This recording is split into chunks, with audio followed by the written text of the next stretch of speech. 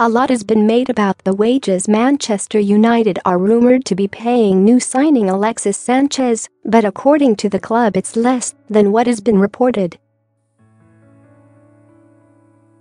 The consensus amongst the media has been that the Chilean is being paid around £500,000 a week on his 4.5-year contract, and it brought plenty of criticism for both the club and player.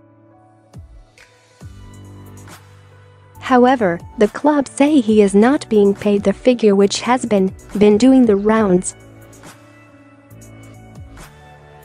Instead, as per Miguel Delaney from The Independent, the official line from United is that he is earning the same level of salary as Paul Pogba, thought to be around £300,000 a week. Factor in the subtraction of Henrik Mkhitaryan's hefty wages following his move to Arsenal and the swap, and it seems a better deal on United's part, even if big money has been splashed out on agents' fees and signing on bonus. There has been talk that Paul Pogba, flanked by his agent Mino Raiola, will demand a new deal following the capture of Sanchez. He signed a contract until 2021, with the option of an extra year, when he returned to Old Trafford for £89 million in 2016.